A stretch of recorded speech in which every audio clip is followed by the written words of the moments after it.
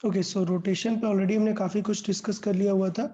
So previous lecture में हमने angular momentum के कंजर्वेशन से रिलेटेड क्वेश्चन डिस्कस कर लिए हुए थे, related to conservation of angular momentum.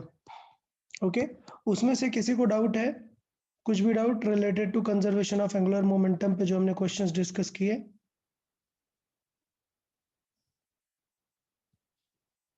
किसी को कोई doubt related to conservation of angular momentum? उसके बाद हमने एंगुलर इम्पल्स टर्म भी देखा और उसको भी देखा कि एंगुलर इम्पल्स ऐसा कुछ बहुत कॉम्प्लिकेटेड नहीं है, जैसे टॉर्क वगैरह निकालते हैं वैसे ही हम एंगुलर इम्पल्स निकाल देते हैं और उसको लीनियर इम्पल्स की तरह ही सॉल्व कर लेते हैं। सो यहाँ तक सिनेरियो हो गया था हमारा। आज हमें रोटेशन का होपफुली लास्ट रहेगा, आज कंप्लीट हो जाएगा रोटेशन। रोटेशन के हमें कुछ स्पेसिफिक टॉपिक्स टाइप डिस्कस करने हैं आज। स्पेसिफिक टॉपिक मतलब ऐसा कुछ पर्टिकुलर क्वेश्चंस आपको देखने को मिल जाते हैं ये स्पेसिफिक टॉपिक्स में, ठीक है। सो ऐसा कुछ इनका रोटेशन से बहुत ज़्यादा खास रिलेशन नहीं है जो अब तक हमने सीखा हुआ है, लेकिन सेपरेटली इनका काफ़ी यूज़ है, कई सारे क्वेश्चंस आपको मिल जाते हैं, तो ये चीज़ हम डिस्कस कर लेते हैं, ठीक है।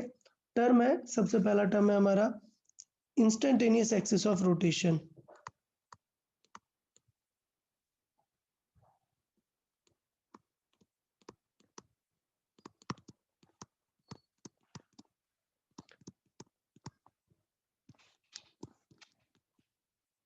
Okay, so instantaneous axis of rotation, axis of rotation हमें पता है। इंस्टेंटेनियस एक्सिस ऑफ रोटेशन समझें क्या होता है, कैसे डिफाइन किया हुआ है। एक्सिस ऑफ रोटेशन हमें सिंपल पता है, सपोज ये ऑब्जेक्ट है और ये इस एक्सिस के अबाउट रोटेट हो रहा है, तो इसे क्या बोलेंगे? एक्सिस ऑफ रोटेशन, ठीक है। लेट से मैंने ये रॉड ले ली और इसे हमने इस पॉइंट के अबाउट रोटेट कराया इस एक्सिस के अबाउट, तो ये हमारी क्या बन जाएगी? एक्सिस ऑफ रोटेशन, ठीक है। अच्छा, कई बार क्या होता है अगर मैं इसे एक्सिस ऑफ रोटेशन बोलूं तो इसका कोई पर्टिकुलर ओमेगा होगा, बिकॉज ये एक्सिस ऑफ रोटेशन है तो ये रोटेट हो रही है, अगर यहाँ पर ऑब्जेक्ट तो इसका अपना एक ओमेगा होगा। अगर ओमेगा होगा तो आपको पता है कि each point will have different sort of velocities, okay. So मतलब अगर मैं यहाँ वाले पॉइंट की बात करूंगा तो इसके पास एक अलग वी होगा जो कि इस डिस्टेंस पे डिपेंड करेगा, इसके पास एक अलग वी होगा जो इस डिस्टेंस पे डिपेंड करेगा। सपोज मैं बोलता हूँ v1 एंड v2 और ये डिस्टेंस है r1 और ये डिस्टेंस है r2, तो आप समझ गए v इज इक्वल टू क्या हो जाएगा? r ओमेगा टाइप पे, ठीक है। अच्छा, अभी बताओ इस पॉइंट का क्या होगा? इस पॉइंट के पास कितनी v होगी? इस पॉइंट के पास कितना v होगा बताएं?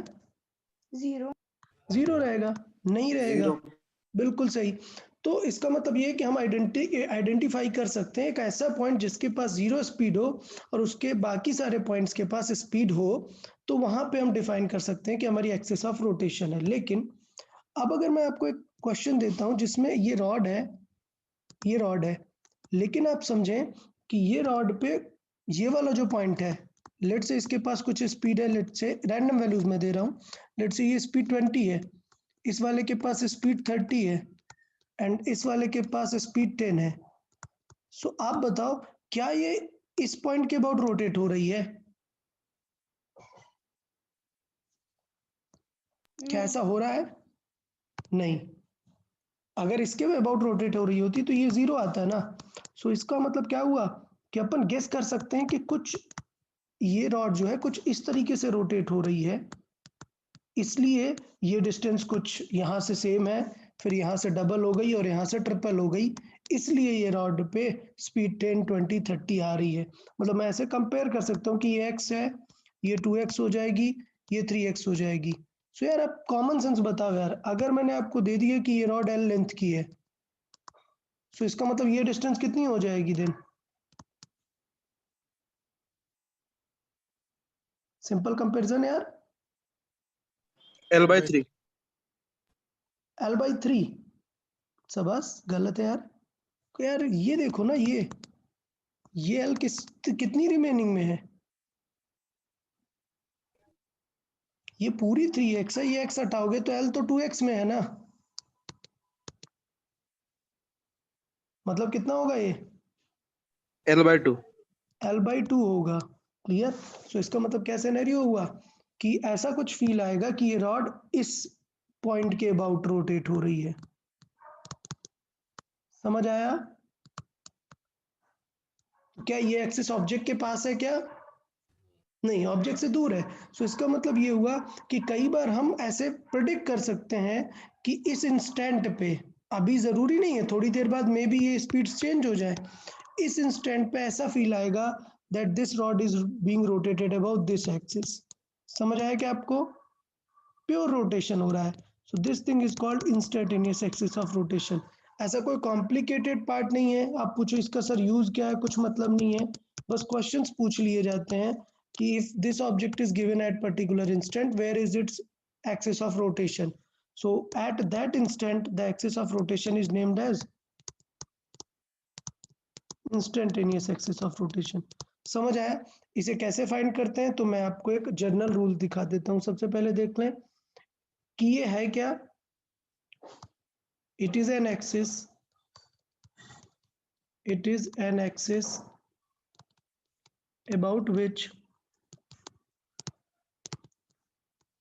object is having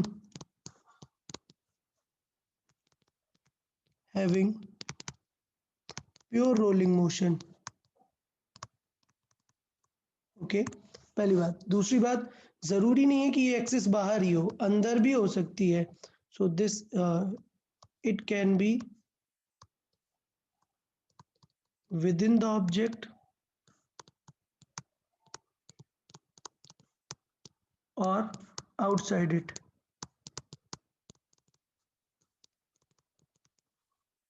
ठीक है, और होगी कैसे? Always perpendicular to the V. जो वेलोसिटीज हैं उसके हमेशा परपेंडिकुलर लाइन पे ही होगी। Okay, so it is always perpendicular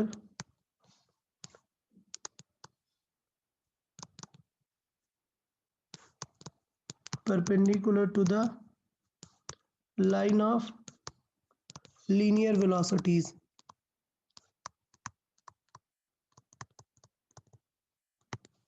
okay, तो चले कुछ एग्जांपल वाइज, जैसे यहाँ पर हमने फाइंड किया, ऐसे मैथमेटिकल एग्जांपल्स देख लेते हैं। ठीक है, सो एग्जांपल के थ्रू ही समझ आएगा, और एग्जांपल के थ्रू आपको समझ आएगा कि कैसे निकालते हैं।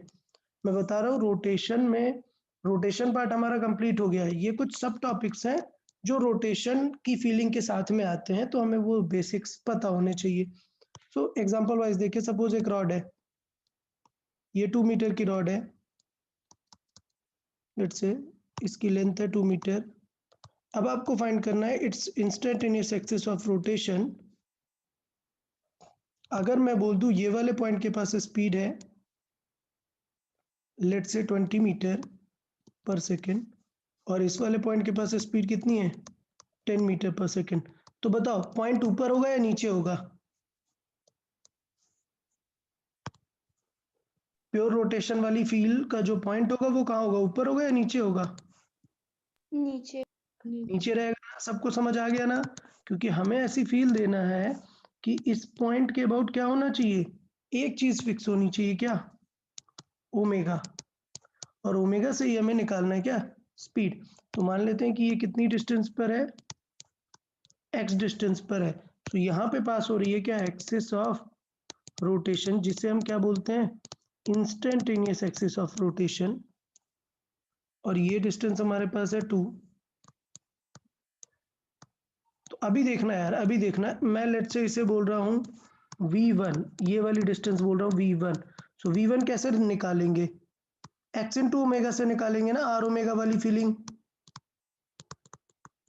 एक्स ओमेगा, और वैल्यू कितनी है v1 की 10। 10। ठीक है, बहुत सिंपल है। अभी फर्स्ट क्वेश्चन है इसलिए मैं इतना फिगर बना रहा हूँ, एग्जाम में तो आपको विद इन 20 सेकेंड्स हो जाता है क्वेश्चन। ये v2 कितना है यार, v2 हो जाएगा r into omega, but r कितना है, ज्यादा होगा ना, पूरा वाला लेंगे, कितना हो जाएगा 2 प्लस एक्स इंटू ओमेगा, और ये वैल्यू कितनी दी है 20 20 मीटर पर सेकेंड। तो बस यार आप दोनों को कंपेयर कर लेना है, मतलब दोनों पॉइंट से कुछ भी कंपेयर कर सकते हो, ओमेगा को कंपेयर कर लो या फिर जो भी वैल्यू कंपेयर करना चाहो। तो चाहिए तो मैं यहाँ पे कंपेरिजन लिख देता हूँ, क्या x इंटू ओमेगा को हमने बोला है क्या 10, एंड x प्लस 2/ओमेगा इंटू ओमेगा को क्या बोला है 20। सो देन क्या करना चाहिए हमें बेस्ट, ओमेगा नहीं चाहिए ना, ओमेगा तो हमने ऐसे एज्यूम किया हुआ है, क्या करेंगे दोनों को डिवाइड कर देंगे। क्लियर? तो ये समझ में आ गया आपको क्या आंसर आ जाएगा, 2x will be, cross multiply करा रहा हूं मैं, 0 कैंसिल आउट हो गया यहाँ से। सो ये हो गया x plus 2, so x is equal to कितना आ गया 2 मीटर। सो इसका मतलब इसकी instantaneous of axis will be 2 metre below this point A and B। समझ आया?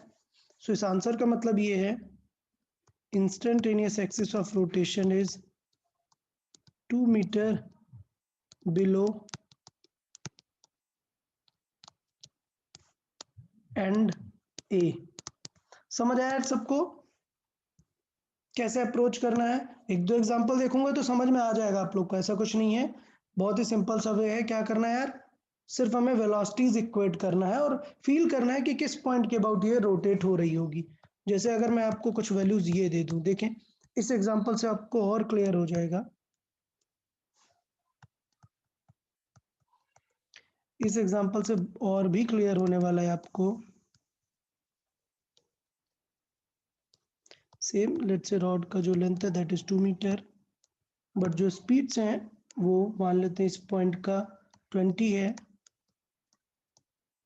और ये वाला पॉइंट का 10 इस बार लेफ्ट है। सो क्या लग रहा है किस पॉइंट के अबाउट रोटेट हो रही होगी, आउटसाइड या इनसाइड? इनसाइड। इनसाइड। समझ आ गया ना, सबको समझ आ गया ना? सो अब इस क्वेश्चन में मैं थोड़ा सा कम लिखूंगा, ट्राई करूंगा कि चीजें कम लिखनी पड़े और जल्दी से हो जाए। सो ये बताओ वो जो पॉइंट होगा वो 10 के पास में होगा या 20 के पास में ज्यादा होगा? 10 के पास। 10 के पास में ज्यादा होगा। ओके वेरी गुड, ठीक है। सो ये हो गया पॉइंट इधर, और किस तरफ ओमेगा होगा, क्लॉकवाइज या anti clockwise? Clockwise. Clockwise omega होगा। वेरी गुड यार, सही है, समझ में आ गया यार आप लोग को इसका मतलब। ये 20 दिए है, बट मुझे पता है कि ये डिस्टेंस मैं एज्यूम कर लूंगा कितनी, x।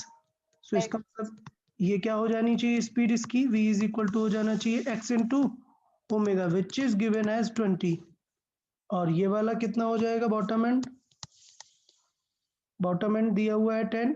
सो उसे क्या लिख सकते हैं, ये टोटल 2 मीटर है, सो ये कितनी हो जाएगी 2 माइनस एक्स। 2 माइनस एक्स, और अपन आर ओमेगा लगा लेंगे, v इज इक्वल टू 10 दिया हुआ है। सो समझ गए, तुरंत कर लेंगे अब हम, x इंटू ओमेगा की वैल्यू कितनी है 20 है, और 2 माइनस एक्स इंटू ओमेगा की वैल्यू 10 है। देन क्या करना चाहिए, डिवाइड कर देंगे दोनों को,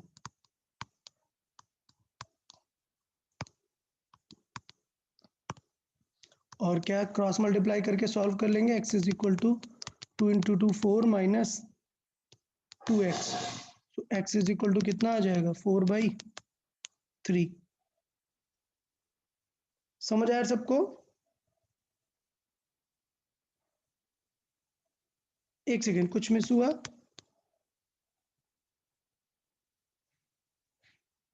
फोर बाई थ्री तो 1 से ज्यादा, ओके 1 से ज्यादा चलेगा, ये लेंथ 2 मीटर है। सो इसका मतलब x कितना है 1.33 मीटर। समझ आया?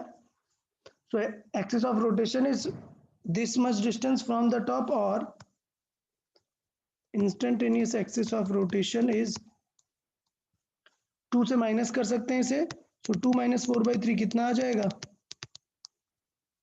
6, 2/3, 2/3 from where, from bottom is at 2/3 from bottom end।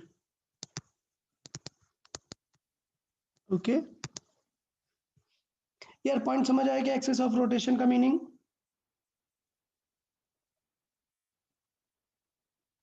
Yes, sir. Okay, एक और एग्जांपल दे देता हूँ, लेट्स से ओमेगा के टर्म्स में दे देता हूँ, तो आप बताएंगे।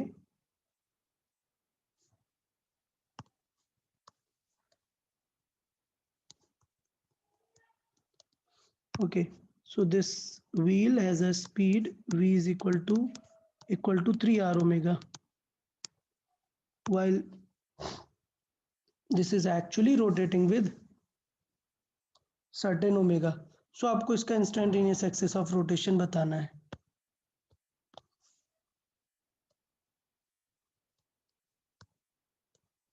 चले, तो इसका मतलब instantaneous axis of rotation बताने के लिए क्या पता होना चाहिए था?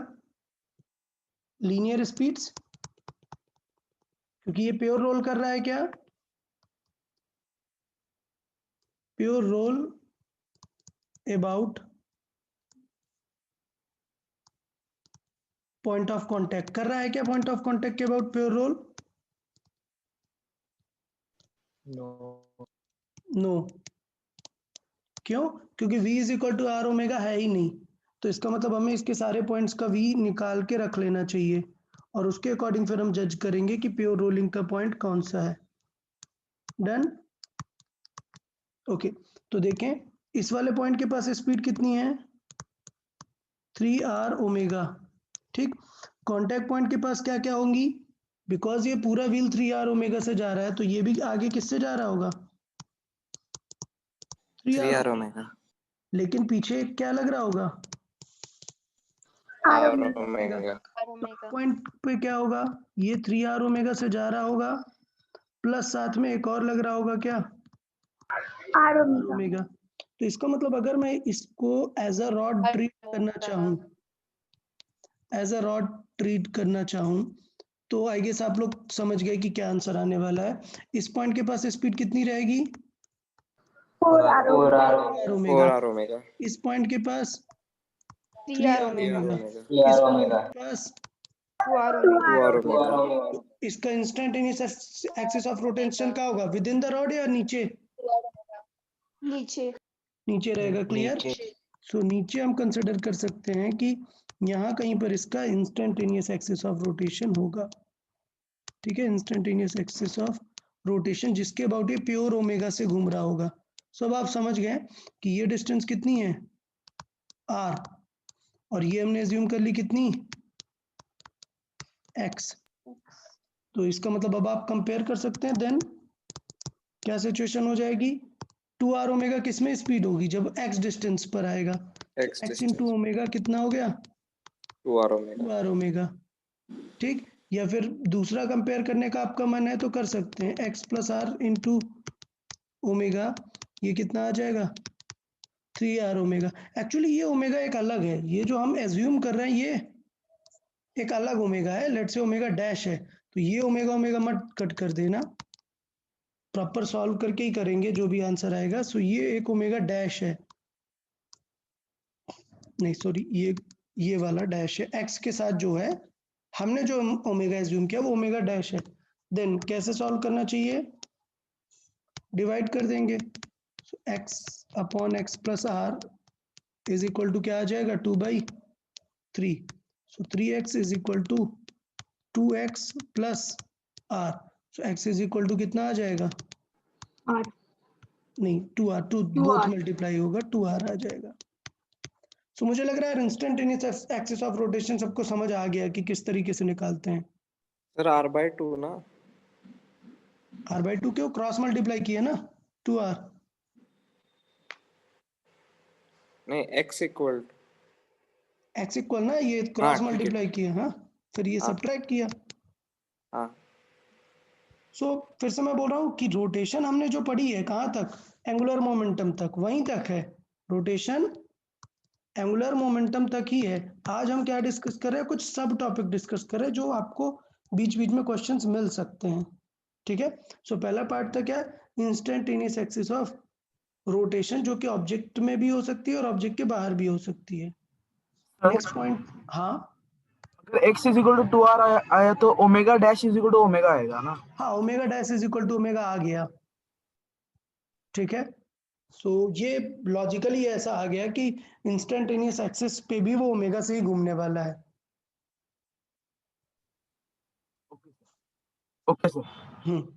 नेक्स्ट पॉइंट है point of action of force. Next point है point of action of multiple forces. Okay, so ये कुछ ऐसा चीज है जो आपको क्वेश्चन समझ ही नहीं आता कि यार फाइंड क्या करना है। मतलब सपोज एक रॉड दे दी और ऐसे फोर्सेस लगा दिए, यहाँ पे कुछ लगा दिया, यहाँ पे कुछ फोर्स, यहाँ पे कुछ फोर्स। अब आपसे पूछता है find the point of action of force. तो आप कंफ्यूज रहते हैं कि ये चीज क्या है। समझ आया क्वेश्चन क्या है? क्वेश्चन है कि आपने बहुत सारे फोर्सेस दे दिए हमने, तो अब आपको पूछते हैं कि point of action of force क्या है। तो आप सोचते हो क्या सेंटर ऑफ मास होगा क्या point of action of force? नहीं, सेंटर ऑफ मास नहीं है, point of action of multiple forces. Question समझ आ रहा है सबको क्या है? कि एक फिगर में दो तीन फोर्सेस बना दिए, अब आपसे पूछेगा कि point of action of force क्या होगा। समझ आया क्वेश्चन क्या है? तो आपको ये नहीं समझ आता कि लॉजिक क्या लगाना है। तो ये टॉपिक रोटेशन में इसलिए है क्योंकि लॉजिक ये लगाना है कि point of action of force ऐसे डिफाइन है जिसके अबाउट टॉर्क क्या हो जाए, जीरो। बैलेंस। मतलब टॉर्क बैलेंस हो जाए। एक ऐसा पॉइंट जिसके अबाउट आप पूरा फोर्स लगा दो तो उतना ही टॉर्क आ जाए जितना कि पहले आ रहा है। समझ आया? तो लिख लेते हैं इसको, चाहिए तो डिफाइन कैसे करते हैं। It is a point, it is a point where the resultant of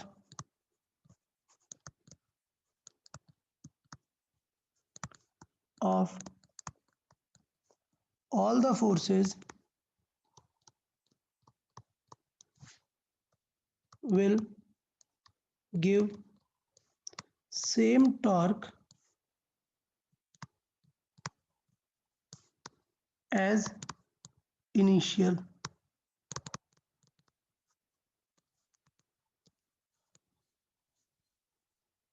okay, so purpose क्या है इसका? पर्पस ये है कि सपोज ये ऑब्जेक्ट है, ये ऑब्जेक्ट है, अब मैंने इसमें दो फोर्सेस लगा दिए हैं, F is equal to 10 and F is equal to 20।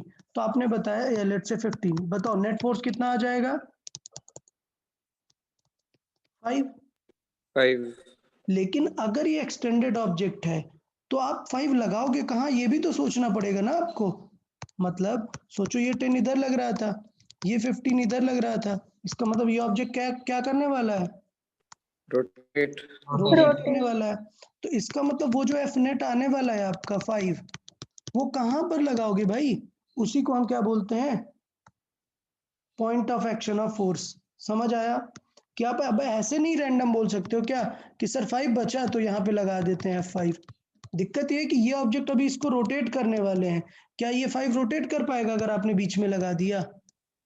No. No नहीं। सर। सो ये लॉजिक है कि क्यों ये टॉपिक को रोटेशन में रखा हुआ है, क्योंकि अभी तक हम क्या कंसिडर करते थे? पॉइंट ऑब्जेक्ट, मतलब 10 और 15 का रिजल्टेंट क्या है? 5, बात खत्म। कुछ फर्क नहीं दे रहा है कि वो रोटेट होगा कि नहीं होगा। लेकिन अभी हमें क्या करना है कि ये दोनों मिलके जितना रोटेट करने वाले थे, आपको फोर्स वहीं पे लगाना होगा जिससे क्या मिल जाए? सेम टॉर्क आ जाए। समझ आया? और पर्पस क्या है सेम टॉर्क का? मतलब एंगुलर एक्सेलरेशन, जितना एंगुलर एक्सेलरेशन पहले था उतना ही एंगुलर एक्सेलरेशन क्या रहना चाहिए बाद में। क्लियर?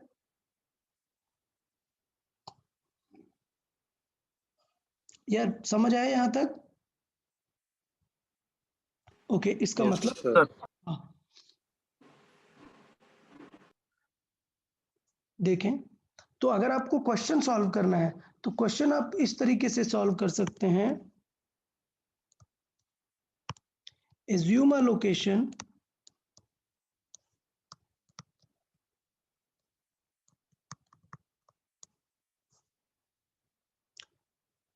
ओके, सो नहीं, एज्यूम लोकेशन नहीं, ऐसे नहीं करेंगे। मैं एक एग्जांपल वाइज देता हूँ। सपोज एक रॉड है, ठीक, और इस पे एक फोर्स लग रहा है यहाँ पर F1 और यहाँ पर एक फोर्स लग रहा है F2। तो बताओ क्या लगता है, ये दोनों फोर्स किसके अबाउट इसे रोटेट कराएंगे? सेंटर ऑफ मास के अबाउट, ठीक। और लेट से मैं बोल रहा हूँ क्या, if F1 is greater than F2, इसका मतलब कौन ज्यादा रोटेट करा देगा? F1. F1 ज्यादा रोटेट कराएगा, F2 कम कराएगा। सो इसका मतलब τ1 और τ2 अगर मैं बात करूं, तो ये टॉर्क लग रहे हैं, so of course τ1 will be greater than τ2। तो इसका मतलब मुझे ये तो पता है कि इसका नेट फोर्स कितना होगा। ये दोनों फोर्सेस सेम डायरेक्शन में अपोजिट है? Opposite. अरे दोनों फोर्स सेम सेम डायरेक्शन में, सेम तो नेट फोर्स क्या आएगा? F1 plus F2। अब F2. आपको कहाँ पे लगाना पड़ेगा ये फोर्स, जिससे क्वेश्चन आपका बदले नहीं, क्वेश्चन का जो आंसर आने वाला है सेम। सो अभी ये बताओ, अगर टॉर्क 1 ज्यादा था तो ये ऑब्जेक्ट कैसे घूम जाएगा? क्लॉकवाइज या anticlockwise? Clockwise. Clockwise. Clockwise. So इसका मतलब मैं ये बोल सकता था कि इस क्वेश्चन के अकॉर्डिंग इसका जो अल्फा रहेगा वो हो जाएगा क्लॉकवाइज, और मैं ऐसा बोल सकता हूँ टाउ नेट जो रहेगा वो हो जाएगा τ1 minus τ2 and it will be clockwise. Okay, so इसका मतलब ये है कि अब मुझे फोर्स ऐसे लगाना पड़ेगा कि ये क्लॉकवाइज घूमे। तो क्या मैं सेंटर ऑफ मास के ऊपर लगाऊंगा या नीचे? ऊपर नीचे ऊपर अरे अरे अरे आराम से, कैसे घुमाना है हमें? क्लॉकवाइज। सो फोर्स कहाँ लगाना पड़ेगा? ऊपर ऊपर ऊपर की तरफ लगाना पड़ेगा, ठीक है। तो ऊपर की तरफ लगा देंगे तो ये सेम अमाउंट से घूम जाएगा। लेकिन ये जो point of action of multiple forces है, ये डिफाइन किया जाता है मोशन को बैलेंस करने के लिए। तो आपको पता है कि टोटल नेट फोर्स ऊपर लगा देंगे तो सेम टॉर्क जनरेट हो जाएगा। लेकिन सोचो ये दो फोर्सेस ऑलरेडी लगे हुए थे, तो अगर आपको मोशन को रोकना है कंप्लीटली तो आपको फोर्स कहाँ लगाना पड़ेगा फिर? अपोजिट डायरेक्शन में, यहाँ पर, जिससे आप भी क्या कर पाएंगे? Same amount of torque generate करेंगे, जिससे वो क्या होगा? कैंसिल आउट हो जाएगा। डन। तो इसका मतलब ये है कि अगर हमसे क्वेश्चन ये पूछता है कि ये दो फोर्सेस है F1 F2, okay, find the location of point of contact, तो हमें क्या देखना है? क्लॉकवाइज टॉर्क कहां पर मिल जाएगा हमें? तो क्लॉकवाइज टॉर्क ऊपर मिलेगा या नीचे? Clockwise torque Upper. तो हमारा आंसर जो पॉइंट ऑफ इसका होगा, point of action of multiple forces, वो क्या होगा? ये वाला होगा। अगर हमें इसे रोकना है तो फिर हमें फोर्स कहां पर लगाना पड़ेगा? यहाँ पर, जिससे वो टॉर्क वापस से क्या हो जाए? बैलेंस हो जाए। डन। तो यहाँ पर हमें लगाना पड़ेगा F1 प्लस F2, मतलब F नेट हमें यहाँ पर लगाना पड़ेगा, जिससे हमारा आंसर क्या आएगा? सेम टॉर्क जनरेट हो जाएगा। ठीक, इसको एक न्यूमेरिकल वैल्यू के में दे देता हूँ तो आपको और जल्दी समझ आएगा कि एग्जैक्टली कैसे निकालना है। ये आइडिया समझ आया कि क्या करना है? टॉर्क बैलेंस करना है। ओके, किसके थ्रू बैलेंस करना है? नेट फोर्स के थ्रू बैलेंस करना है टॉर्क। तो चले एक एग्जांपल देता हूँ, फिर आपको और अच्छा आइडिया क्लियर होगा।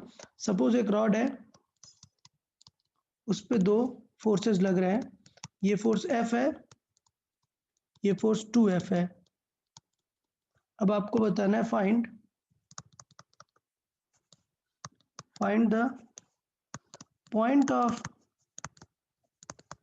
Action of these two forces. तो जब क्वेश्चन ऐसे गिवन होता है ना, आपको समझ नहीं आता कि ये क्वेश्चन क्या पूछना चाह रहा है। समझ आया ना? क्वेश्चन अगर मैं बताता नहीं आपको कि पॉइंट ऑफ एक्शन क्या है, तो आपको समझ ही नहीं आता है कि ये पूछना क्या चाहता है। Point of action of two forces, समझ आया ये क्या पूछना चाहता है? ये पूछना चाहता है कि ये दोनों फोर्सेस मिल के कहां पर लगाएं जिससे आंसर किसका सेम आ जाए? टॉर्क का। क्लियर? तो तो ये बताओ पॉइंट नीचे होगा या ऊपर होगा? नीचे। नीचे वाले नीचे। फोर्स पे। तो वहां पर हम फिर कर लेते हैं इसका मतलब। सो इसका मतलब इसकी सॉल्विंग देखें, इस क्वेश्चन की सॉल्विंग एकदम स्ट्रेट है क्या? हमें सिर्फ उतना टॉर्क बैलेंस करना है एफ नेट के थ्रू। सो ये हो गया हमारा रॉड, यहाँ पर फोर्स लग रहा था एफ और यहाँ पर फोर्स लग रहा था 2F। कितना टॉर्क आएगा सेंटर के अबाउट? Tau net. तो टाउ नेट क्या हो जाएगा? F into L by to. नहीं, किसका टॉर्क डोमिनेटिंग होगा? 2F का। सो ये हो जाएगा क्या? 2F। Tau net. सो टाउ नेट हो जाएगा 2F into L by two minus F into L by two. Answer कितना आएगा? F/2। F by two. अच्छा, FL बाई टू। हाँ ठीक, FL बाई टू। तो अब हमें क्या करना है, हमारा नेट फोर्स कितना है क्वेश्चन के अकॉर्डिंग? सेम है या अपोजिट है? अपोजिट। अरे यार, टॉर्क नहीं, फोर्स सेम डायरेक्शन में। सो क्वेश्चन में आप बदल नहीं सकते हो, फोर्स आपको 3F लगाना पड़ेगा, बट आपको एक नई लोकेशन पे लगाना पड़ेगा। तो बताओ मैं 3F कहाँ पर लगाऊं, सेंटर के नीचे या ऊपर? नीचे। नीचे तरफ, क्योंकि हमें टॉर्क सेम लेके आना है। आया समझ में यार सबको? सो ये डिस्टेंस हमने ज्यूम कर ली क्या, x, और ये हो गया हमारा क्या, F नेट। क्या चीज सेम आनी चाहिए? Torque must be equal to the torque net. और इसका टॉर्क क्या हो जाएगा? Force net into x। और टॉर्क नेट कितना आया था हमारा? FL by two. तो इसका मतलब फोर्स कितना है नेट हमारा? 3F। सो ये हो गया FL by two. So x is equal to कितना आ जाएगा? L by 6। सो बॉटम से कितनी डिस्टेंस होगी? L/2 minus L/6. Exactly. So distance of point of action of force from bottom. So from bottom I know it will be L by 2 minus L by 6, so it will be L by 3. Okay, so ये हमारा question हो गया कि ये rod है, फिर से देखो मैं फिर से बना रहा हूं, ये F लग रहा है, ये 2F लग रहा है।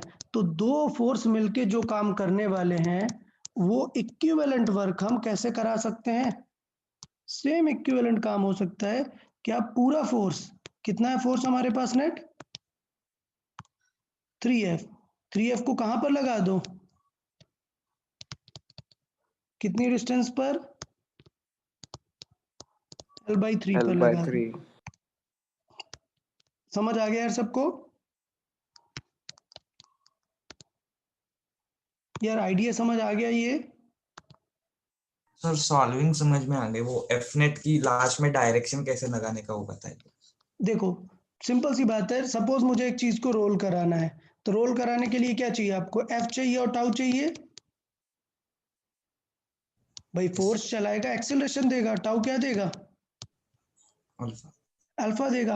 अब दिक्कत ये है कि सोचो आपने रोल करने के लिए 5-6 फोर्सेस लगा दिए, इधर कुछ लगा दिया, इधर कुछ लगा दिया, इधर कुछ लगा दिया, इधर कुछ लगा दिया, ऐसे कई फोर्सेस लगा दिए। तो इसका मतलब पक्का आप एफ नेट निकाल सकते हो। So instead of all these forces, एक अकेले फोर्स एक्सेलरेशन तो दे देगा, बट क्या टॉर्क देगा क्या सही सा? नहीं। इसको मैंने इस क्वेश्चन से बताया था ना आपको, ये 10 है, ये 15 है, ठीक है, आंसर कितना आ गया? 5। बट गड़बड़ हो जाएगा ना, आपने सिर्फ एक्सेलरेशन मैच कराया, क्या अल्फा के बारे में सोचा क्या आपने? नहीं। तो इसका मतलब आपको सोचना पड़ेगा कि ये 5 कहां पर लगाए। तो इसका मतलब ये है कि ये दोनों मिलके जो टॉर्क देने वाले हैं, आपको ऐसे इस 5 को अरेंज करना है कि वो भी कितना टॉर्क दे दे? सेम टॉर्क दे दे। पर्पस समझ आया अभी? मतलब ये है कि इंस्टेड ऑफ टू फोर्सेस, मुझे अगर अकेले 3F लगाना है नेट फोर्स, सो जैसे लॉज ऑफ मोशन में था ना, हम सीधे 3f लगा देते थे, इस बार क्या सेंटर में 3f लगा देंगे क्या? नहीं लगाएंगे, क्योंकि क्वेश्चन ही बदल जाएगा, टाउ क्या हो जाएगा? 0 हो जाएगा, जबकि पहले वो 0 नहीं था, पहले टॉर्क इस तरफ लग रहा है। तो हमें इस तरीके से क्वेश्चन चूज करना पड़ेगा कि टॉर्क वहां पर चेंज नहीं हो, टॉर्क भी सेम रहे और फोर्स भी सेम रहे। समझ आया how the point of force is defined? Yes sir. So it is defined to maintain the force as well as torque. So इसलिए मैंने यहाँ पर लिखा था कि it is a point where the resultant of all the forces will give same torque as the initial. यार बताओ यार, आइडिया समझ आया ना? यस ओके ठीक है, मतलब ऐसा कुछ नहीं है, एक दो एग्जांपल दे देता हूँ तो और मैथमेटिकली और क्लियर हो जाए। अच्छा अच्छा, सपोज दोनों फोर्सेस सेम लगे होते हैं, ये F यहाँ पर और F यहाँ पर, तो नेट फोर्स कितना आता? 2F। बताओ कहाँ पर लगाते हैं नेट? सेंटर सेंटर पे ना, क्योंकि अभी इन दोनों का टॉर्क क्या हो रहा है? 0 0 हो रहा है। तो 0 हो रहा है तो हमें इसका मतलब सेंटर पे ही लगाना चाहिए, तो काम बन जाएगा। क्यों? क्योंकि अभी इस क्वेश्चन के अकॉर्डिंग एफ नेट इनका 2F है, लेकिन टॉर्क नेट कितना है? 0 है। तो अभी हमें भी अपना एफ नेट ऐसे ढूंढना चाहिए कि वो 2F हो और टॉर्क क्या रहे? 0 रहे। तो इसका मतलब कहाँ पे लगाना चाहिए? सेंटर पे लगा देंगे 2F। मुझे लग रहा है आइडिया आ गया आपको कि क्या करना है एग्जैक्टली। और एक दो एग्जांपल दूं? ठीक है, और बेटर एग्जांपल दे देता हूँ, एक similar sort of.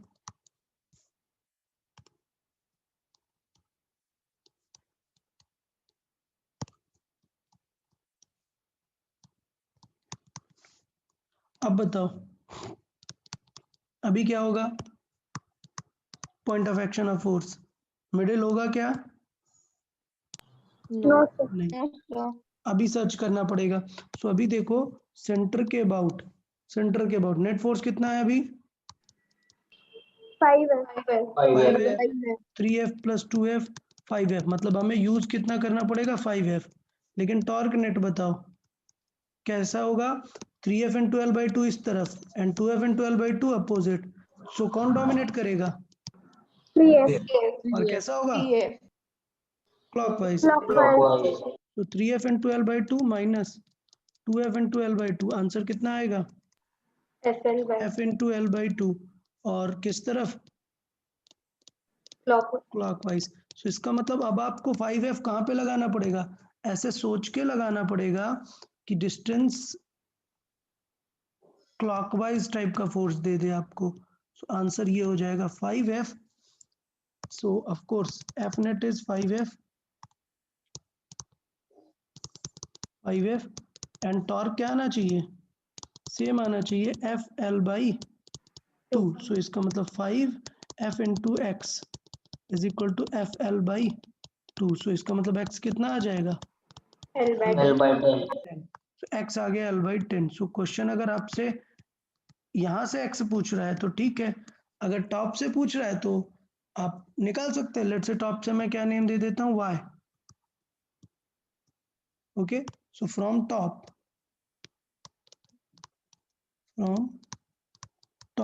Late say y, तो वो क्या हो जाएगा? L by 2 minus L by 10 x, L by 10। So L by 2 minus L by 10 कितना आ जाएगा? 5 का मल्टीप्लाई करा सकते हैं। सो 5 माइनस 1 मतलब 4 बाई 10।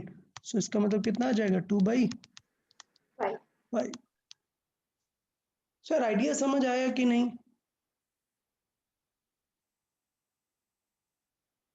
क्लियर? यार समझ आया कि नहीं? ओके चलिए और एग्जांपल देख लेते हैं भाई, टेंशन लेने वाली कोई बात ही नहीं, और एग्जांपल देख लेंगे। ओके थोड़ा सा चेंज करते हैं, रुको, चलिए रुके। ये तो था कि विद इन द ऑब्जेक्ट हो रहा है। सपोज ये दिया हुआ है क्वेश्चन, अब बताओ, तो देखें इक्विवेलेंट क्या आ जाएगा इसका,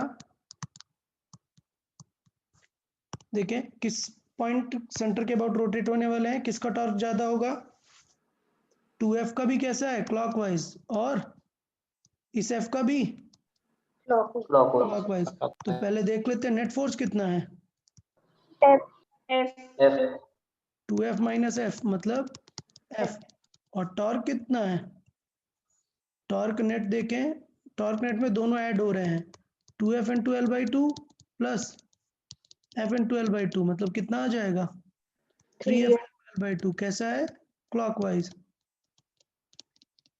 अब प्रॉब्लम देखो, क्या 3f into L by two clockwise मिल पाएगा क्या आपको, अगर आप f फोर्स लगा रहे हो, डिस्टेंस कितनी होनी चाहिए इसका मतलब 3l बाई टू, समझ आया।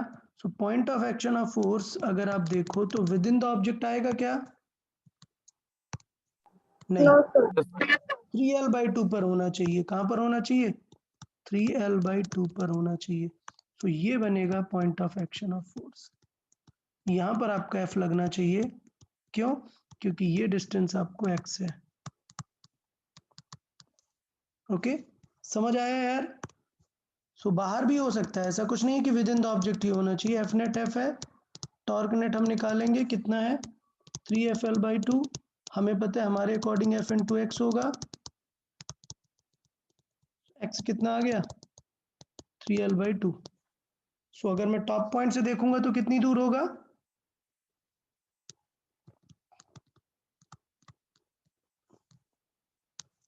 एक्स कितना है 3l L, by two, L distance पे। So from the top, from top, so from top अगर चाहिए, सो टोटल कितनी है 3l by two minus L by two कर देंगे, तो कितनी आ जाएगी L, clear. From the top is L distance above the top. तो यार अभी आइडिया समझ आ गया ना प्रॉपर। अच्छा, एक और पार्ट देखो, अगर क्वेश्चन ऐसा दिया होता ये एफ इधर है ये एफ इधर है, तब बताओ क्या होता। F net 0, point of action कहाँ होता, पॉइंट ऑफ एक्शन कहाँ होता फिर यार, जब फोर्स ही जीरो हो गया तो फिर टॉर्क कहाँ से आ जाएगा, center, अरे सेंटर वगैरह नहीं, जब फोर्स ही जीरो है तो टॉर्क कहीं लगेगा क्या, no, मतलब डिफाइन ही नहीं है इस क्वेश्चन के लिए। अगर एफ नेट ही जीरो कर दिया आपने तो फिर आप जीरो फोर्स कहीं पे भी लगाओ टॉर्क ला पाओगे क्या कहीं पर, no sir, तो ऑल्दो इस क्वेश्चन में कितना टॉर्क लग रहा है, इस क्वेश्चन में एफ इंटू एल का टॉर्क लग रहा है, F into L by two plus F into L by to, मतलब कितना एफ इंटू एल का टॉर्क लग रहा है, बट वो टॉर्क अब हम कभी नहीं ला सकते, क्यों, क्योंकि फोर्स ही क्या हो गया हमारा 0, जीरो। तो इस टाइप के क्वेश्चन के लिए डिफाइन ही नहीं है पॉइंट ऑफ एक्शन, समझ आया ना, ये लिख दूं या ठीक है समझ है।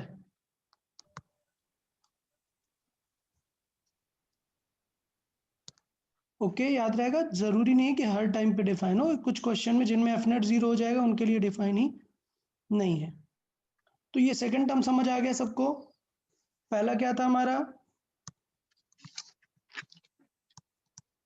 पहला term Instantaneous axis of rotation. दूसरा टर्म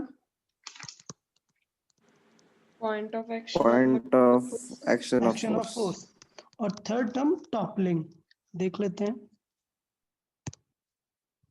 ओके, टॉपलिंग का हमने ऑलरेडी सर्कुलर मोशन में डिस्कशन किया हुआ था, किसी को याद आ रहा है क्या कि डिस्कस किया था सर्कुलर मोशन में, किसी को याद नहीं है,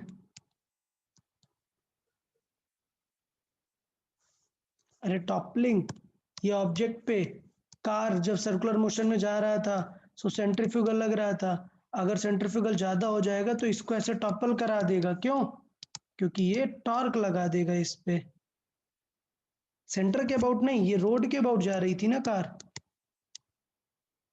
याद आ रहा है कुछ अभी, Yes, sir. Banking of road के टाइम पे हाँ, बताया sir. था। कि टॉपलिंग भी हो सकती है वहां पर। सो वो एक इससे रिलेटेड है, हमारा रोटेशन से रिलेटेड है, तो इसलिए हम उसे टॉपलिंग इस फॉर्मेट में समझते हैं। ठीक है, तो देखें थोड़ा सा टॉपलिंग का सिनेरियो क्या है। सपोज एक ऑब्जेक्ट मैंने ऐसे ले लिया, ओके, अच्छा, अभी एक ऑब्जेक्ट ले लिया और यहां पर हमने फोर्स लगाया, ये फोर्स लगाया, ठीक है, ये फोर्स लगाया इस सेंटर के अबाउट पे। तो देखो क्या क्या फोर्सेस लग रहे होंगे, इसका मतलब क्या क्या फोर्सेस लग रहे होंगे, नीचे क्या लग रहा होगा, mg, और ऊपर क्या लग रहा होगा, एक नॉर्मल। नॉर्मल। तो ये बताओ सेंटर ऑफ मास के अबाउट टॉर्क बैलेंस है या नहीं?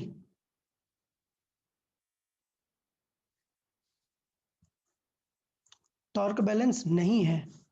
देखें, if f is small, it will give clockwise torque, okay. तो इसका मतलब क्या है, ऑब्जेक्ट को रोटेट हो जाना चाहिए ऐसे, बट क्या तुरंत रोटेट हो जाता है क्या?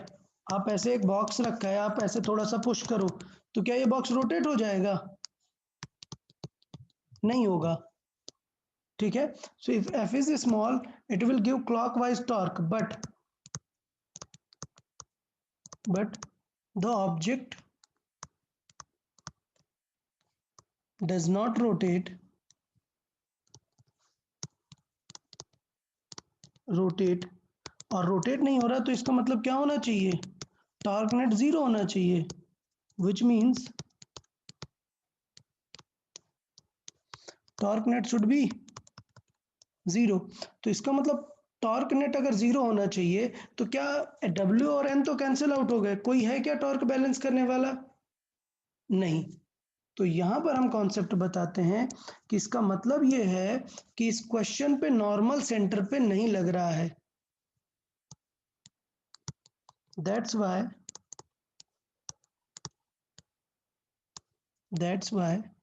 normal start to slip towards the edge।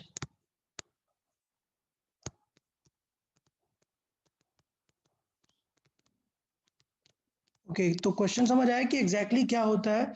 इसका मतलब ये होता है कि जब ऑब्जेक्ट में ऐसे हम फोर्स लगाते हैं, ऐसे किसी भी ऑब्जेक्ट में हम फोर्स लगाते हैं यहाँ पर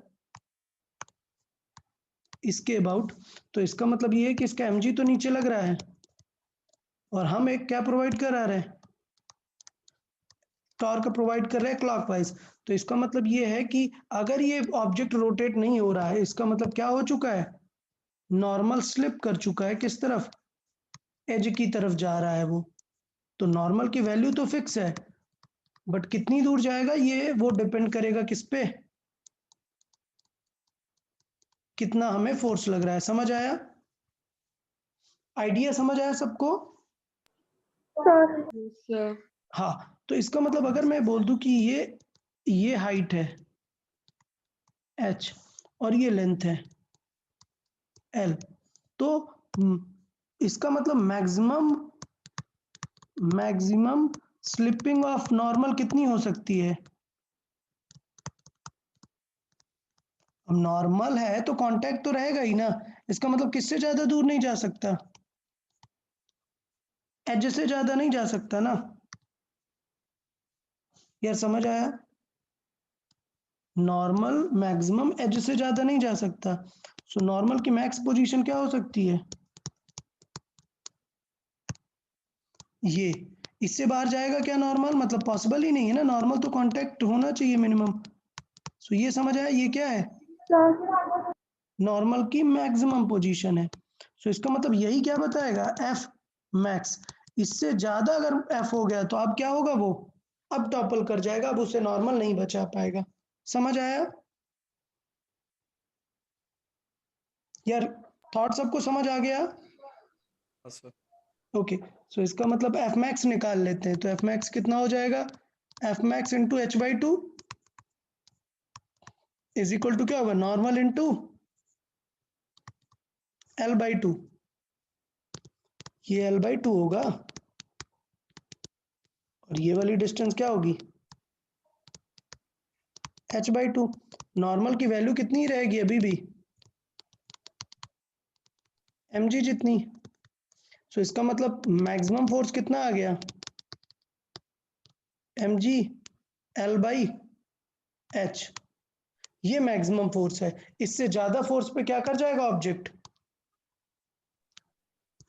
टॉपल कर जाएगा। So object will topple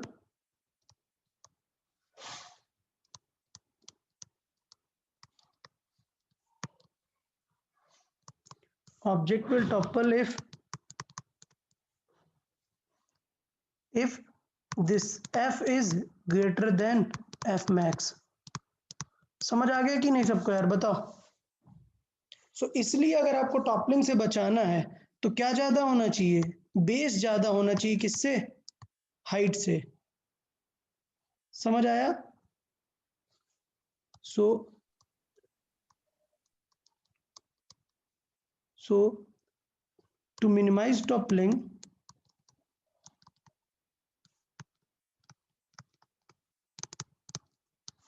h should be less than l, जितना होगा उसी के अकॉर्डिंग टॉपलिंग रहेगा।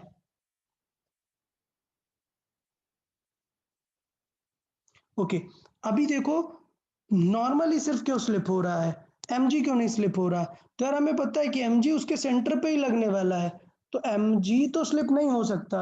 लेकिन नॉर्मल की डेफिनेशन क्या है, it can act anywhere in the contact ना, तो ये नॉर्मल का मन है, मतलब ये नॉर्मल की रिक्वायरमेंट है कि अगर अभी उसे यहाँ पर लगना है तो वो यहाँ पे लगेगा, अभी रिक्वायरमेंट यहाँ पर है तो यहाँ लगेगा, यहाँ पर है तो यहाँ पर लगेगा, इस कांटेक्ट में कहीं पे भी लग सकता है, लेकिन mg तो हमेशा कहाँ पे लगेगा, सेंटर पे ही लगेगा। समझ आया। इससे पहले हम क्यों नहीं बोलते थे कि नॉर्मल शिफ्ट हो गया, क्योंकि हम क्या समझते थे इसे, पॉइंट।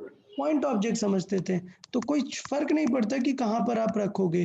लेकिन अगर लेंथ और विड्थ है ऑब्जेक्ट की तो नॉर्मल शिफ्ट होता रह सकता है, बट मैक्सिमम एज तक जा सकता है, इससे बाहर नहीं जा सकता, ऐसे हवा में नहीं लगेगा, नॉर्मल ऑब्जेक्ट के सरफेस पे ही लगेगा। सो इसलिए mg नहीं शिफ्ट हो सकता, कौन शिफ्ट हो सकता है, सिर्फ नॉर्मल। तो टॉपलिंग समझ में आया सबको कि टॉपलिंग कैसे रोक सकते हैं, मतलब कब होता है टॉपलिंग एग्जैक्टली और कैसे उसे देख सकते हैं। Yes, sir. हाँ ओके ठीक है। तो एक और चीज यहां पर देखें,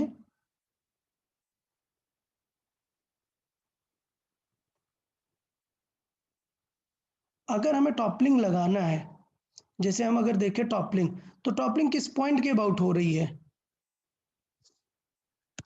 टॉपलिंग क्या सेंटर ऑफ मास के अबाउट हो रही है क्या, टॉपलिंग तो इस पॉइंट के अबाउट हो रही है ना, पॉइंट समझ आया सबको। टॉपलिंग इस पॉइंट के अबाउट हो रही है, तो हमने ये तो देखा कि नॉर्मल मैक्सिमम वहां तक पहुंच सकता है, ठीक है, नॉर्मल यहां तक पहुंच सकता है, लेकिन ऐसे केसेस में नॉर्मल की वैल्यू भी बदलती रह जाएगी। ओके जब टॉपलिंग की वैल्यू आएगी, तो टॉपलिंग के क्वेश्चन को हम हमेशा किसके अबाउट सॉल्व करते हैं, पॉइंट ऑफ टॉपल, कि किस पॉइंट के अबाउट टॉपलिंग हमें रेजिस्ट करनी है। सो रियल में अगर देखें एन तो स्लिप करके उसे बैलेंस कर रहा है, लेकिन जब टॉपलिंग स्टार्ट हो जाएगी तो कौन उसे रोकेगा,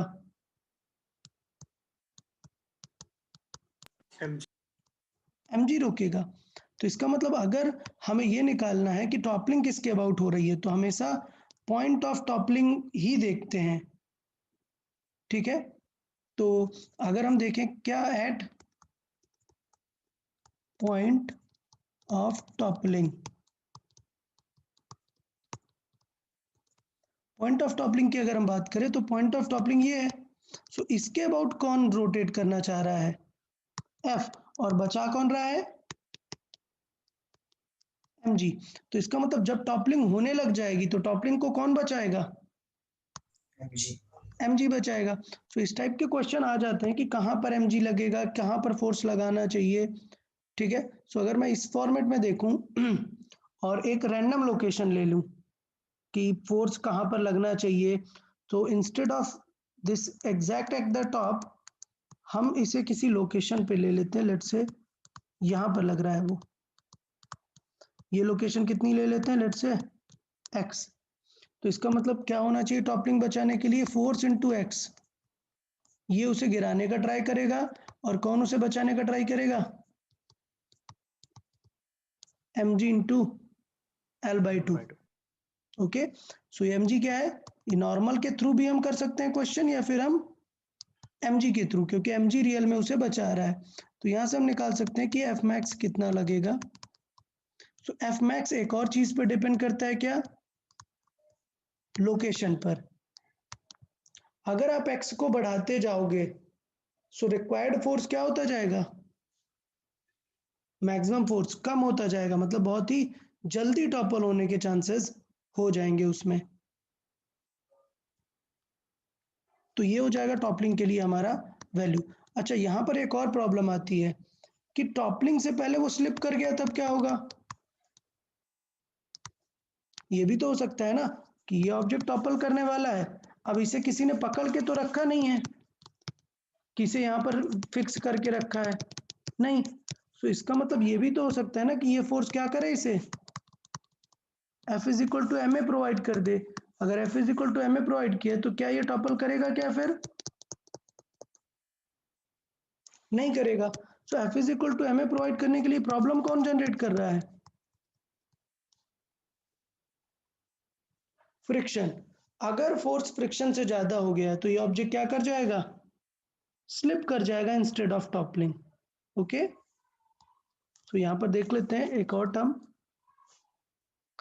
सेपरेट क्वेश्चंस में ये यूज हो जाता है क्या, फ्रिक्शन का maximum value it will be mu into n which is mu into mg।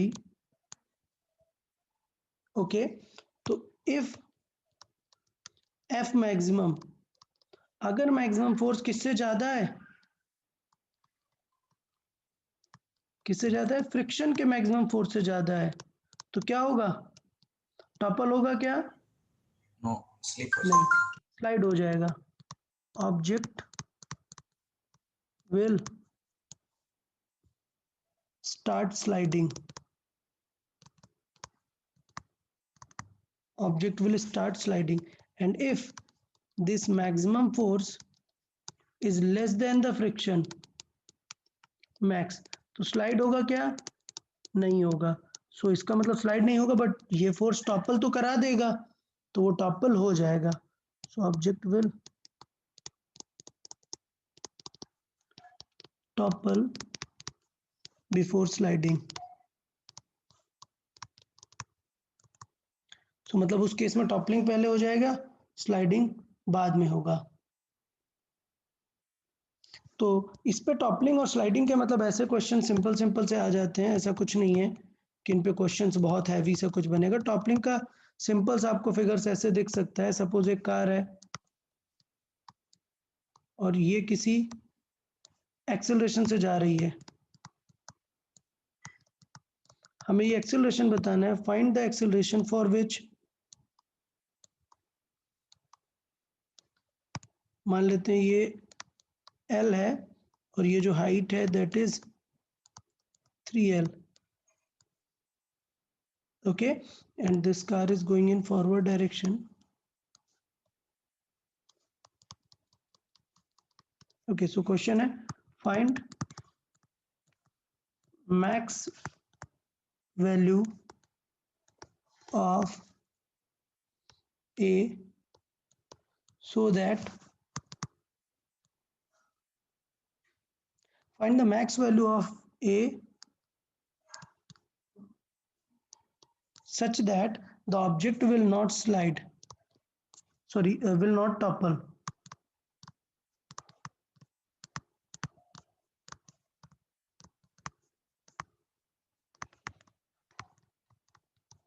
Okay, so इसका मतलब हमें टॉपलिंग लगाना है यहाँ पर। अब बताओ टॉपलिंग के लिए फोर्स, कौन सा फोर्स लग रहा होगा उस ऑब्जेक्ट में?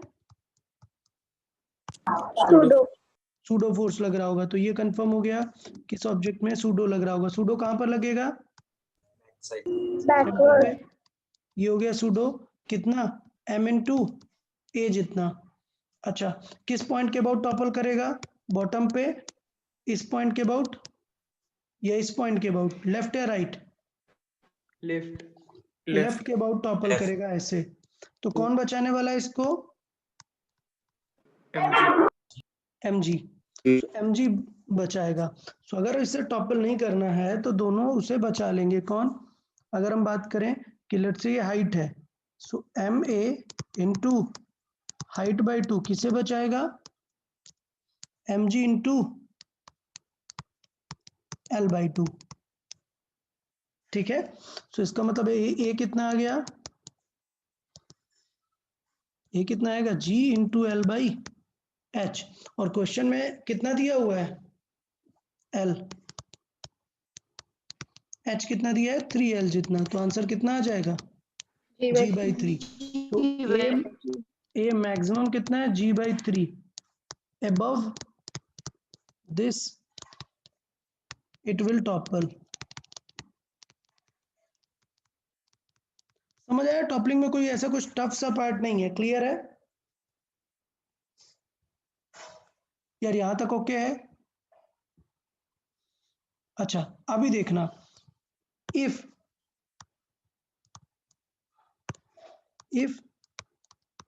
mu is 0.2 between block and truck, तो क्या होगा? सोचो, म्यू भी दे दिया आपको 0.2, तो इसका मतलब क्या निकालेंगे अब हम? Friction. फ्रिक्शन। सो इसका मतलब ए मैक्स हम निकालेंगे, a max to avoid sliding. Sliding के लिए कितना ए मैक्स चाहिए कि वो स्लाइड ना हो? सो इसका मतलब हमें पता है क्या होना चाहिए? Pseudo force F M into a max. किसे बैलेंस करना चाहिए? Friction. फ्रिक्शन की मैक्स वैल्यू को। क्लियर? सो इसका मतलब क्या आ जाएगा यहाँ से? M into a max is equal to, friction कितना हो जाएगा? Mu into mg mg। So a max कितना आ जाएगा? 0.2 into ji.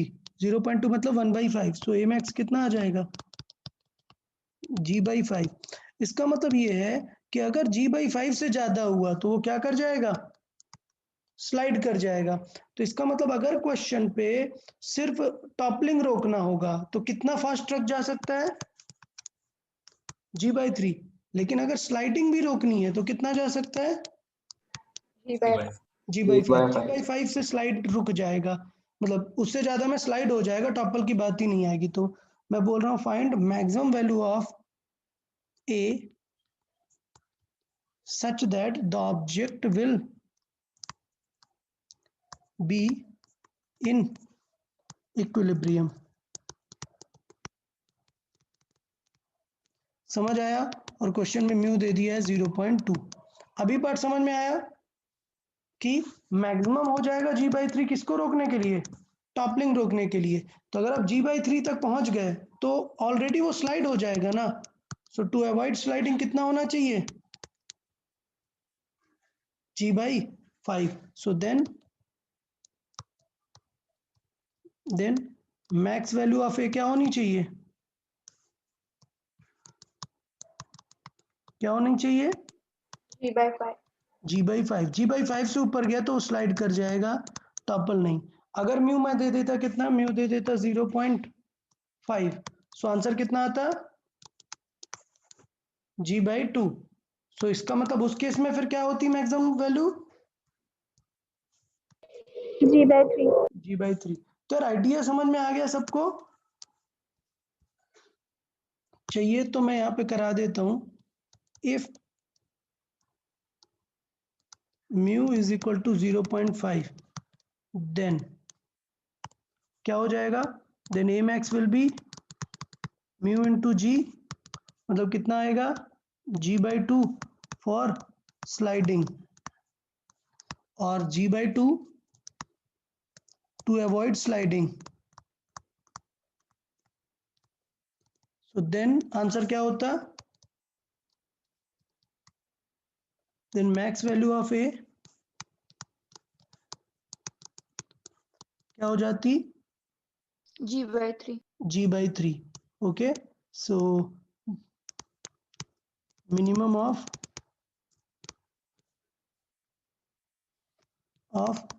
g/3 and g/2। So answer क्या आता g/3। सो इसका मतलब यहाँ पे भी मैं लिख देता हूँ, यहाँ पे हमें क्या लिखना चाहिए, minimum of g/3 and g/5। so the answer will be g/5। so मुझे लग रहा है टॉपलिंग यार समझ में आ गया सबको, कोई डाउट क्या किसी को टॉपलिंग में? टॉपलिंग और स्लाइडिंग दोनों चीजें समझ आ गई कि नहीं? यार बताएं। Yes, sir. Okay good. So last part देखते हैं, last part of rotation that is collision.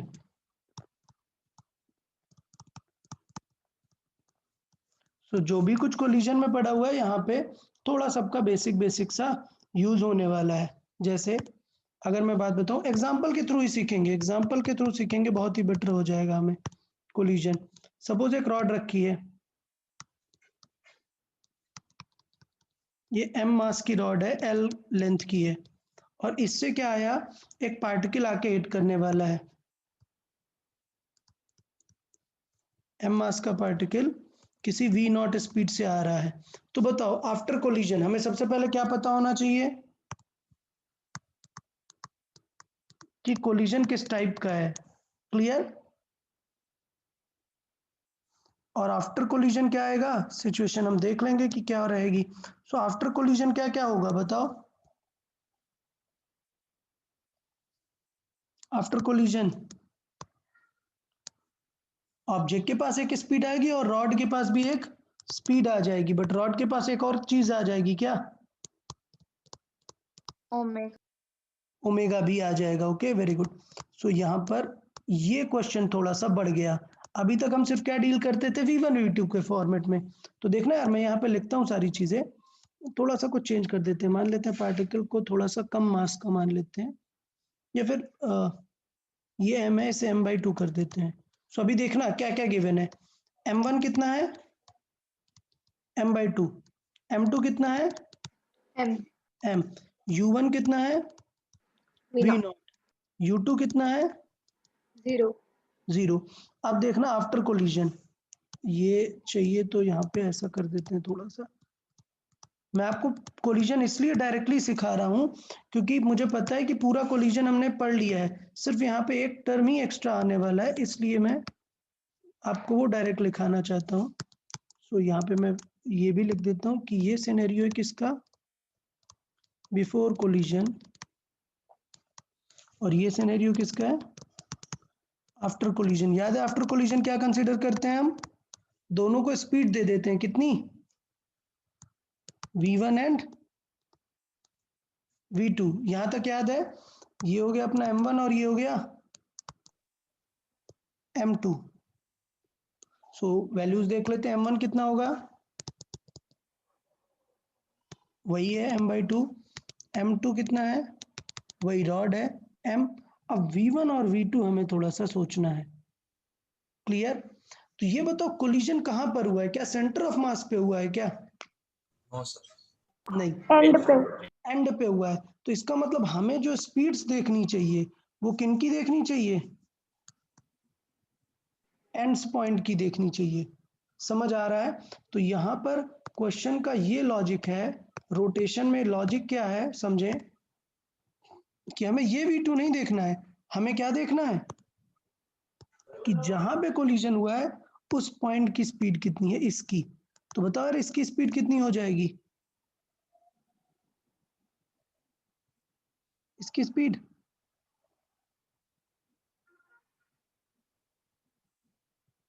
अरे ये वाले पॉइंट की speed v2 plus R omega R omega R omega. R मतलब कितना L/2 इंटू ओमेगा। नहीं समझा क्या यार? समझ आया सबको? यस सर ओके, तो अभी अप्रोच करना शुरू कर देते हैं यार। v1 v2 ठीक है। अभी पहले कितने अननोन रहते थे?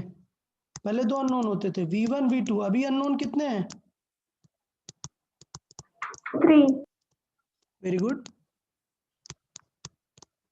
अभी जो अननोन है वो 3 है। क्या क्या है? v1 v2 and omega Omega. सो समझ आया कि रोटेशन में बस थोड़ा सा काम बढ़ जाएगा यार। लीनियर में कौन कौन सी इक्वेशन यूज करते थे? m1 v1 वाली, e वाली। तो 2 अननोन आ जाते थे। अगर ओमेगा भी निकालना है तो कौन सी एक और यूज करनी पड़ेगी? Torque. टॉर्क नहीं, मोमेंटम। यहाँ लीनियर मोमेंटम कंजर्व कर रहे आते थे, यहाँ पर angular angular Angular. Momentum conserve कराएंगे। ठीक है, सो मुझे लगता है क्वेश्चन सॉल्विंग आप लोग समझ जाएंगे। पहले लिखेंगे क्या? Linear momentum conservation.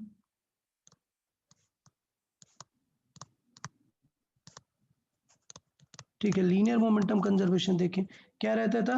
m1 u1 plus m2 u2 is equal to m1 v1 plus m2 v2। कोई डाउट इसमें? यहाँ तक ओके सबको? अच्छा, m/2 लेके फिर कंफ्यूजन हो जाएगी, या फिर रहने देते, कोई बात नहीं। चले, ये m/2 इंटू वी नॉट, ये क्या होगा? 0 is equal to m/2 into v1 plus ये कितना होगा? v2। सो m पूरे से कैंसिल आउट हो गया, इक्वेशन क्या आ गई? समझ आया अब सबको?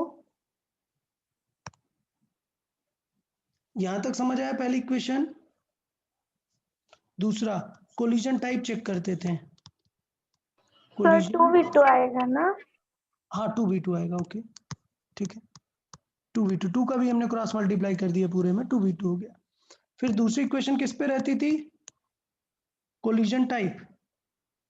तो कोलिजन टाइप कहां पर? At point of collision. बताओ, पॉइंट ऑफ कोलिजन क्या इक्वेशन रहती थी? E is equal to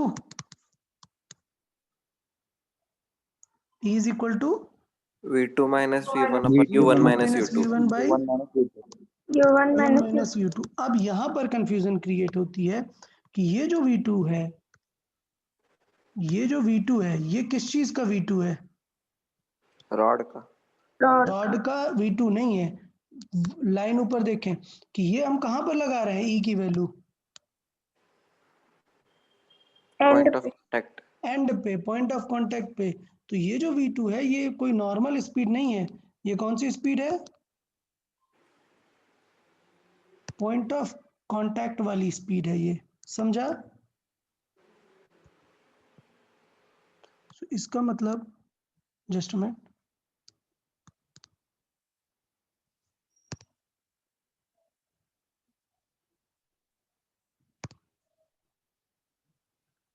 okay. So ये जो v2 है ये क्या है? Speed of point of contact.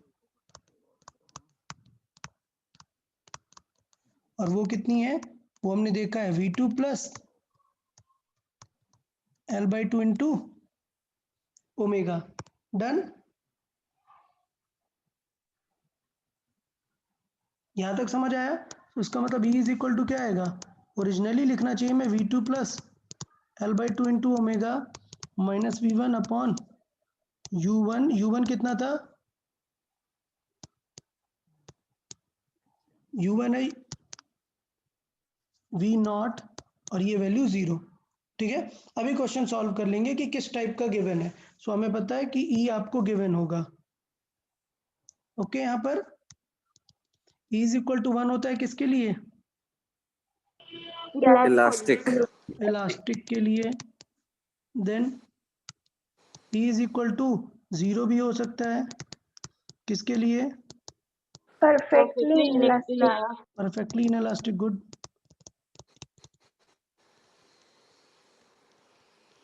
बाकी किसी के लिए अगर होगा तो आपको देगा वैल्यू वहां पर, सो वो ई की वैल्यू लिख के ये इसे क्या बना लेंगे हम, सेकंड इक्वेशन। अभी थर्ड इक्वेशन किस पे बेस्ड होगी? Angular momentum. Yes. Angle momentum. तो थर्ड इक्वेशन अभी हमने जैसे यूज किया linear momentum conservation, collision type वाली हमने लगा दी, ये दो हम ऑलरेडी पढ़ चुके थे। यहाँ पर क्या लगा देंगे हम, conservation of angular momentum.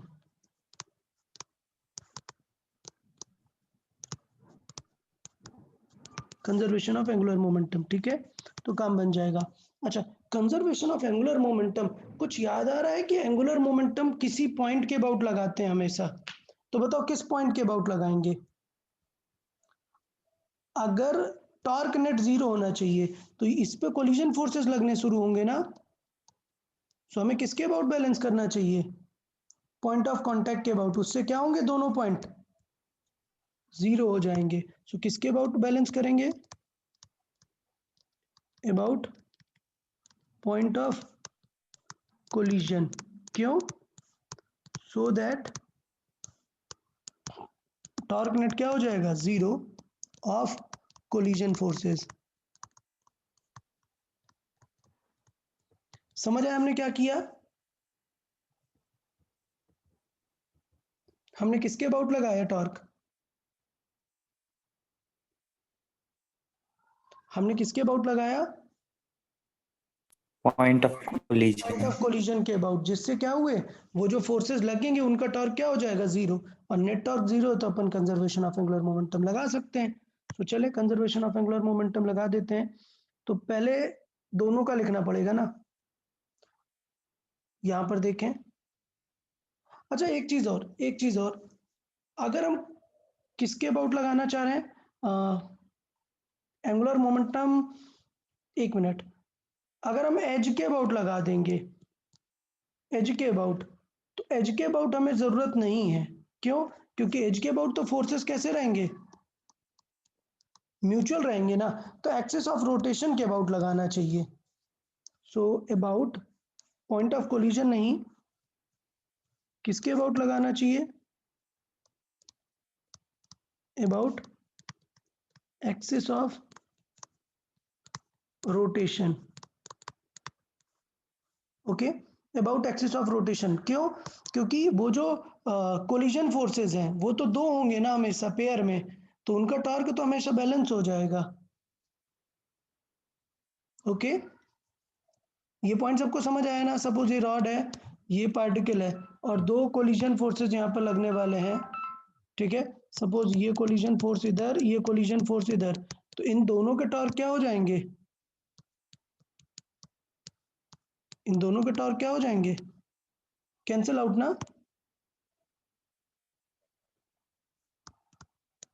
Okay, just a minute.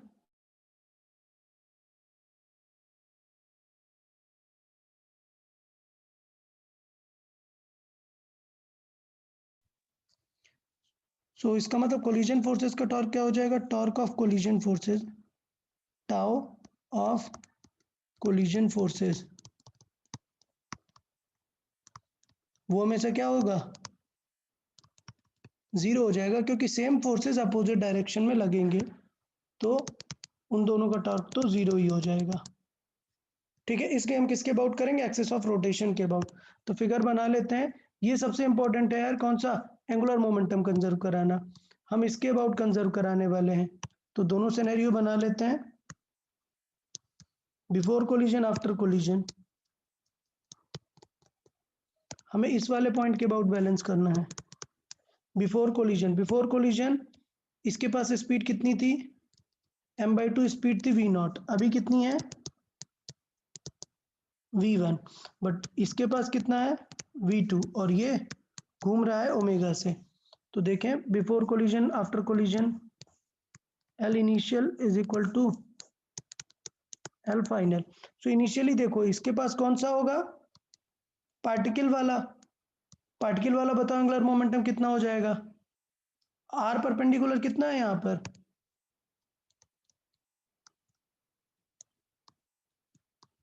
L/2. L/2 होगा ना, तो इसका मतलब ये क्लियर है कि इसका हो जाएगा m/2 इंटू वी नॉट, और डिस्टेंस कितनी है L/2। इस ऑब्जेक्ट का कुछ होगा क्या? नहीं, ऑब्जेक्ट के पास तो कोई भी एंगुलर या रोटेशनल फीलिंग नहीं है। दूसरे बार में पार्टिकल का कितना होगा, m/2 into v1 into L/2 plus object का कितना होगा, ऑब्जेक्ट का रॉड का लीनियर वाला, क्या रॉड का लीनियर वाला कुछ रहेगा क्या?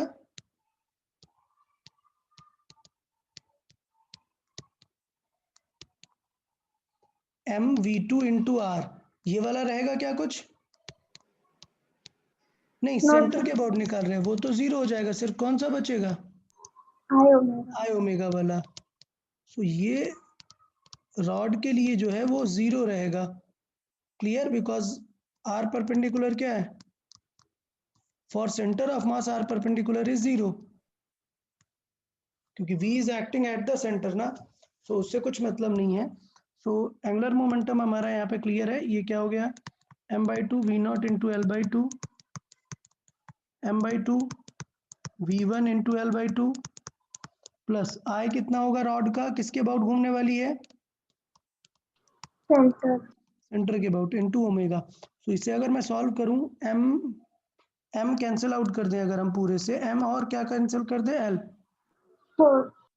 ओके, एम एल ये पूरा 4 से डिवाइड कर देते हैं, तो ये कितना आ जाएगा, v not plus is equal to v1 plus l omega by 3, ये बन गई हमारी क्या, थर्ड इक्वेशन। सो 3 इक्वेशन है और 3 अननोन है, सॉल्व कर देंगे आंसर आ जाएगा हमारा। सो इस टाइप के क्वेश्चन थोड़ा लेंदी रहते हैं, इसलिए हमसे कोई एक पार्ट ही पूछा जाता है। सो solving these 3 equation, so by solving 1, 2 and 3 will find कौन कौन सी, ये जो 3 अननोन है वो चीजें हमें पता चल जाएंगी, v1 v2 and omega. Omega. ठीक, तो ये क्वेश्चन तक जिसमें हमने लीनियर लगाया। लेकिन अभी एक इजी क्वेश्चन बनेगा जो प्योर रोटेशन का होगा। कैसे, प्योर रोटेशन का क्वेश्चन एक देख लेते हैं। अगर रॉड इस पॉइंट के अबाउट रोटेट होने वाली है, देखें, तो क्या रॉड में कुछ लीनियर स्पीड की जरूरत है क्या?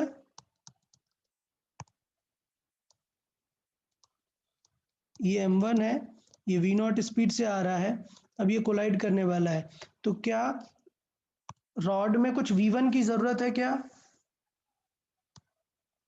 नहीं, आफ्टर कोलिजन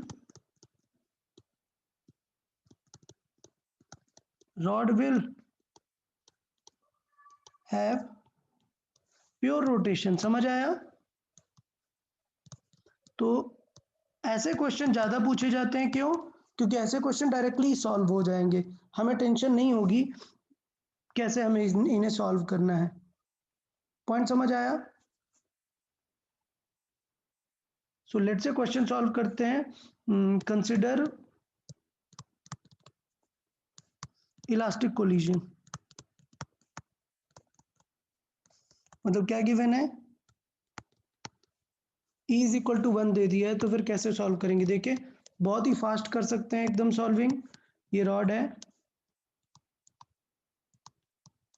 यहाँ पर पार्टिकल है, दोनों का m मास कंसिडर कर लेते हैं, यहाँ पर हमने क्या मान लिया, m1 माना, m ही कंसिडर कर लेते हैं, तो फिर ज़्यादा टेंशन भी नहीं रहेगी। ये m है और ये रॉड क्या है, m, l की रॉड है। अभी क्या काम की चीज़ है कि क्या ये रॉड को हमें v1 देने की ज़रूरत है क्या? नहीं, क्योंकि ये रॉड प्योर रोटेट होने वाली है इस तरीके से। जस्ट मिनट,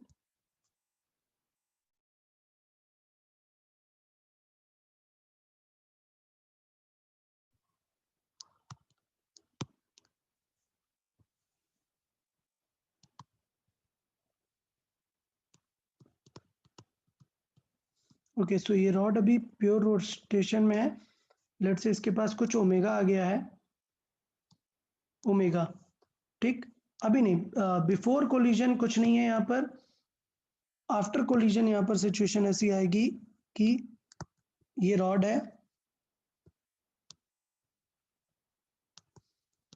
और ये रॉड प्योरली रोटेट होने वाली है ओमेगा से कुछ ओमेगा, और पार्टिकल के पास क्या आ गया होगा, कुछ स्पीड, लेट्स से v1। तो क्या मुझे लीनियर कंजर्वेशन की जरूरत पड़ेगी क्या? नहीं, E is equal to 1 है suppose, so no need of linear conservation. जब लीनियरली मूव ही नहीं कर रहे हैं, so no need of conservation of linear momentum.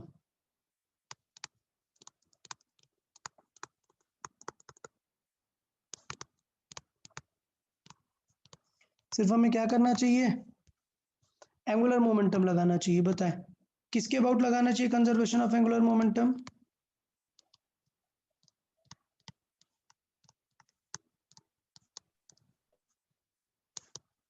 किस पॉइंट के अबाउट लगाते हैं? Axis of Axis rotation. of axis of rotation. rotation. So about axis of rotation हमने लगा दिया वो। So about axis of rotation, चले इनिशियली किसके पास था, m के पास था। वो जो पार्टिकल था, ये जो पार्टिकल है, इसके पास स्पीड इनिशियली कितनी थी, कुछ v नॉट थी। v नॉट गिवन है, कंसिडर करना है कि क्वेश्चन में v नॉट आपको क्या है, गिवन है। तो कितना हो जाएगा इसका एंगुलर मोमेंटम रोटेशन वाली एक्सिस के अबाउट, इस वाली एक्सिस के about, m v not V into naught r, into कितना होगा L. प्लस रॉड का खुद का 0 इज इक्वल टू बाद में पार्टिकल कितना हो जाएगा, m v1 into L plus rod का कितना हो जाएगा, i ओमेगा। I omega. ठीक है, सो इसका मतलब i की वैल्यू क्या है, किसके अबाउट घूमने वाला है रॉड, H. h के अबाउट, मतलब ml square by 3 into omega. So यहाँ से वैल्यू क्या आ गई, v not is equal to v1 plus L omega by 3। ये हुआ इक्वेशन नंबर 1। इक्वेशन 2 किससे आएगी, E. E, तो मैं डायरेक्टली यूज कर लूं, E इज इक्वल टू क्या था, v2 minus v1 by u1 minus u2। अभी वैल्यू E की वैल्यू कितनी है, 1। v2 किसे बोलते हैं, एंड को कितनी फील होगी, तो एंड को इस बार कितनी फील होगी, इस वाले एंड को, R omega. Yes V very plus good, R R omega. Omega, मतलब L इंटू ओमेगा। और V तो कुछ दी ही नहीं ना हमने, ये रॉड आगे चल ही नहीं रही है, ये रॉड के पास v2 है क्या, कुछ नहीं है। v2 लीनियर की जरूरत किसमें पड़ती है, जब ऑब्जेक्ट फ्री हो। यहाँ पे फिक्स्ड वाले का हम क्वेश्चन सॉल्व कर रहे हैं, तो फिक्स्ड वाले का क्वेश्चन ज्यादा पूछा जाता है एग्जाम में, क्यों, क्योंकि जल्दी से सॉल्व हो जाने वाला है। तो ये कितना हो जाएगा, L into omega minus v1 upon u1 कितना था, v नॉट था, माइनस u2 था 0। सो यहाँ पर वैल्यू इसका मतलब कितनी आ जाएगी, v not is equal to, ये E की वैल्यू 1 रख दी हमने, so v not is equal to कितना आ जाएगा, L omega minus v1। Equation number 2 कैसे सॉल्व करना चाहिए दोनों को, सॉल्विंग इक्वेशन 1 एंड 2, दोनों को क्या कर दें, ऐड कर देंगे, तो v1 कैंसिल आउट हो जाएगा,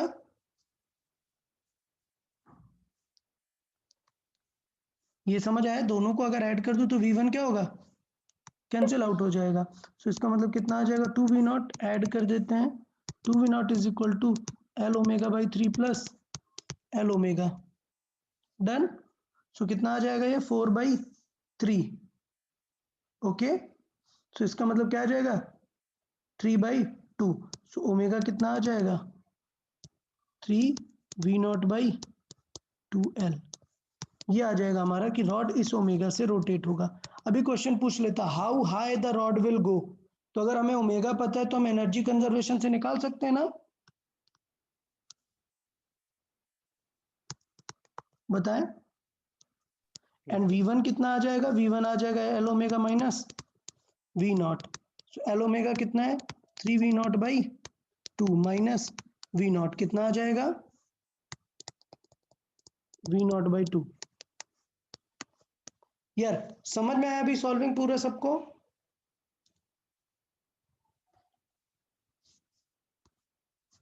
बता यार, कोलिजन का सॉल्विंग समझ में आया? यस ओके ठीक है। तो ये दोनों सेटअप आपको याद रखना है कि जब किसी फिक्स्ड एक्सिस के अबाउट फाइंड करना है तो लीनियर की जरूरत है क्या? नहीं, सिर्फ एंगुलर और ई वाली इक्वेशन से काम बन जाएगा। लेकिन अगर ऑब्जेक्ट मूव भी कर रहा है, ये वाला पार्ट आगे वी भी मिल रहा है उसे, तो फिर हमें उसे दोनों तरीके से सॉल्व करना पड़ेगा। तो ये हमारा कोलिजन का पार्ट था। यहाँ से रोटेशन हमारा कंप्लीट होता है। प्रैक्टिस शीट सॉल्व कर लें, नेक्स्ट लेक्चर में हम प्रैक्टिस शीट डिस्कस करेंगे। Okay okay everyone, okay then, bye bye everyone. Sir आज दोनों लेक्चर होंगे?